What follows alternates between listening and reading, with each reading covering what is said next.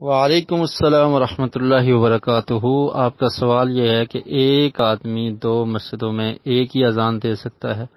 مطلب یہ ہے کہ ایک مسجد میں اذان دے کر وہ دوسری مسجد میں جا کر پھر اذان دے دے، اور وجہ یہ بتائی ہے کہ اس مسجد میں جماعت نہیں ہوتی۔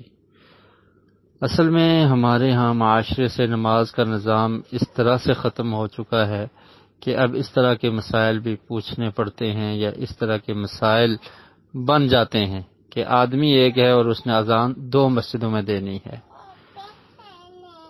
مسجد میں جہاں پر جس محلے میں مسجد ہے وہاں پر نمازیوں کی کثرت ہونی چاہیے کہ لوگ مسجد میں آ کر نماز ادا کریں، اور ایسا نہ ہو کہ صرف مؤذن ہے اور وہ دو مسجدوں کو سنبھالے ہوئے ہے کہ ایک مسجد میں بھی اذان دیتا ہے، دوسری میں بھی دیتا ہے، اور ایک میں کچھ لوگ آ جاتے ہیں، جماعت ہو جاتی ہے، اور دوسرے میں جماعت تک نہیں ہوتی۔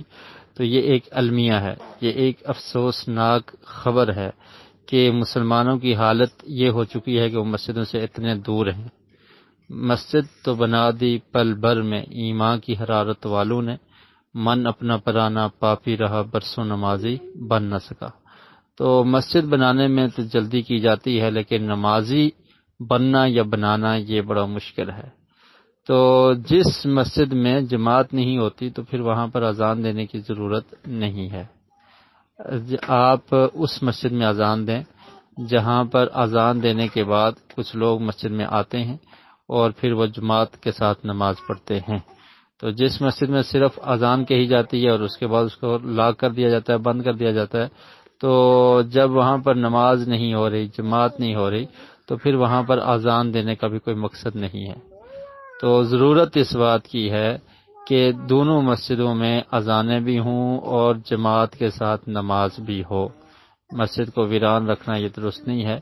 تو دونوں مسجدوں میں اذانیں بھی ہوں اور جماعت بھی ہو، اور اتنی تعداد میں کم از کم لوگ ہوں، یا کم از کم دو افراد ہی ہوں دونوں مسجد میں، کہ ایک اذان دے دوسرا جماعت کروائے، اور وہ دونوں مل کر جماعت کے ساتھ نماز ادا کر لیں، دو ایک مسجد میں ہوں، دو دوسری مسجد میں ہوں، تو یہ صحیح طریقہ ہے۔